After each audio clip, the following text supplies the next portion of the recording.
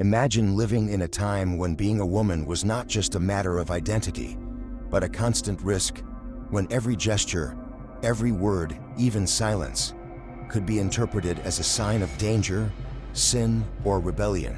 Have you ever stopped to think how many women throughout history paid with their bodies and their lives for accusations that often had no foundation at all? The history we're taught is usually told through great achievements, epic battles, and the conquests of kings and empires. But behind that shining narrative lies a darker side that's rarely remembered. In many societies, punishment against women wasn't just a legal act, it was a public spectacle. And most disturbingly, it was a spectacle of pain. Crowds gathered to watch each tear and tortured body serve as a lesson in what happens to anyone who dared cross the boundaries imposed by power. These punishments always had a larger target: to silence. It didn't matter whether the accusation was adultery, witchcraft, or simply talking too much. What was truly at stake was absolute control over the female voice, over her sexuality, and even over her very existence. In antiquity and the early Middle Ages, one of the cruelest forms of justice gained traction in various European cultures, especially among Germanic and Celtic peoples: the trial by water. Imagine the scene: a woman accused of adultery or witchcraft, surrounded by her entire community, with her hands and feet bound, being thrown into the icy waters of a river or lake. Her fate didn't depend on concrete evidence or reliable witnesses, but on a superstitious logic that today seems absurd, yet at the time determined life or death. If her body floated, it was seen as a sign of guilt. The explanation was that the purity of the water rejected the evil spirits that supposedly inhabited her. But if she sank, she was considered innocent. Ironically, almost always at the cost of her life by drowning. In other words, guilty or innocent, the chances of survival were minimal. The most disturbing part is that this method didn't disappear quickly. It survived into the late Middle Ages and directly influenced the infamous witch trials during the inquisitorial hunt centuries later. Water, a symbol of purity and renewal in so many cultures, was here transformed into an instrument of condemnation and pain. During the transition from the early Middle Ages to the 14th through 17th centuries, fire became the ultimate language of punishment. The flames of the stake, lit in public squares and open fields, became the most feared fate for women accused of witchcraft, heresy, or simply daring to challenge the social roles imposed on them. Fire, which, in so many cultures, symbolized light and purification, was now used to cleanse the accused body while simultaneously intimidating the entire community. It wasn't just punishment, but a collective warning. This is the fate of those who dare question the established order. The case of Joan of Arc is perhaps the most emblematic. Condemned in 1431, her execution was carefully documented not just as a religious act, but as a political demonstration.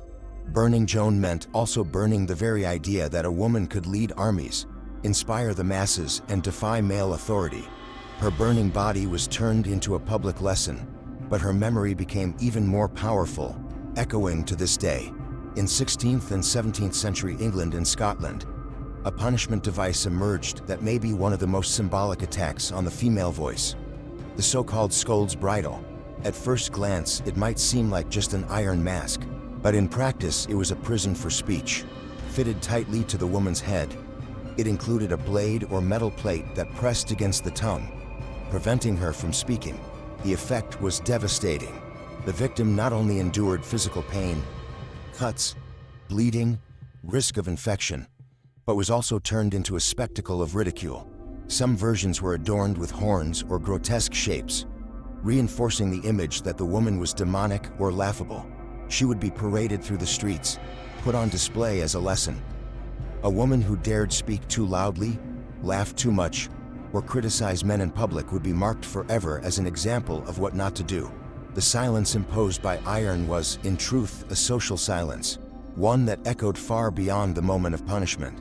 Also between the 16th and 18th centuries, another method of punishment gained popularity in European towns and villages: the ducking stool.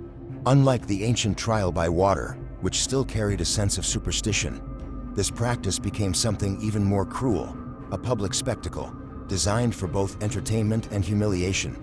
The scene was public and carefully orchestrated. The accused woman, often charged with gossip, insubordination, or supposed moral offenses, was strapped into a wooden chair attached to a long beam. Then, in front of an eager crowd, she was dunked repeatedly into rivers, lakes, or wells. The risks were immense. The shock of the cold water, fractures caused by violent motions resulting infections, and, in many cases, death by drowning. Still, many authorities presented the punishment as light compared to burning or imprisonment. But in practice, its impact was devastating. More than a judgment, its purpose was to degrade the woman in front of her community, turning her into a living example of submission. During the late Middle Ages and the Renaissance, one of the most terrifying instruments ever conceived to punish women emerged: the breast ripper. Made of solid iron, it featured sharp claws that were often heated over fire before being applied to the victim's body. The target of this device was clear: to strike directly at one of the most symbolic parts of female identity, the breasts. Women accused of adultery, blasphemy, or witchcraft were subjected to this torture, which not only mutilated but left irreversible scars. The body, permanently marked, became a living testimony of the punishment. Suffering in the moment wasn't enough. The victim would carry proof of her pain for the rest of her life. This method brutally exposes the obsession with controlling female sexuality. It was as if the goal was to destroy not only the body, but the symbolic essence of who the woman was. At the height of the Inquisition, when religious courts were dedicated to persecuting and punishing any deviation deemed a threat to faith or order, one of the cruelest torture devices came into use: the Spanish donkey. At first glance, it seemed like a simple wooden structure, triangular in shape, but its unassuming design concealed a slow and relentless form of torture. The victim was forced to sit astride the sharp edge of the beam, with the full weight of their body pressing down on a narrow, cutting surface. To intensify the agony, iron weights were tied to the ankles, pulling the body downward.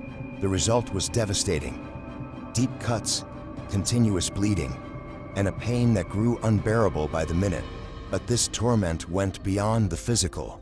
The mere anticipation of the next weight, the awareness that the pressure would keep increasing, turned each passing second into a psychological nightmare. There was no quick burst of pain like with fire, only a slow, calculated destruction that broke both body and mind. And although the Spanish donkey was not used exclusively against women, it was also employed against men accused of heresy or treason. Its symbolic weight was different when inflicted on them. In cases of adultery or witchcraft, the instrument represented more than just physical punishment. It was a tool of control and humiliation, aimed directly at a woman's sexuality and honor. The simple, everyday act of sitting, usually associated with rest, was transformed into a weapon of destruction. And in the case of women, it became a cruel message about the limits of their freedom. The final punishment on our list, used during the modern age and even in more recent times, was the branding iron, transformed into an eternal sentence on the female body. Branding with hot iron wasn't just about punishment. It etched into a woman's flesh a scar that would never fade, like a stamp of shame imposed by society. Accused of adultery, petty crimes, or even simple social defiance, many women were forced to endure the burning contact of heated iron, which left visible marks on the face, shoulders, or other parts of the body. The unbearable pain lasted only moments, but the real punishment would last a lifetime. The mark became a living testimony, a kind of lifelong sentence. No matter where they went, they would always carry the proof of their guilt on their skin. The practice became even more cruel in colonial contexts.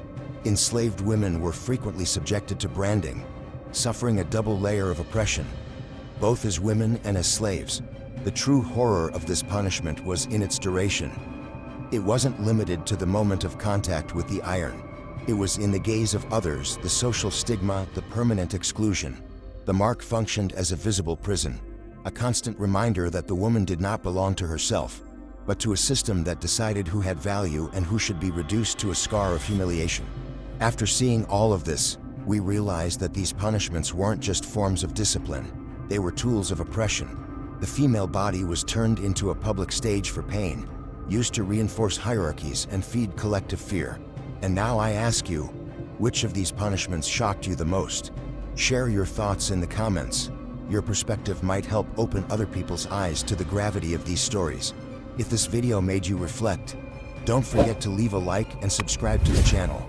After all, only together can we keep alive the voices that, for centuries, were silenced. And to learn the shocking story of Anne Boleyn's execution, click here on the screen and check it out now.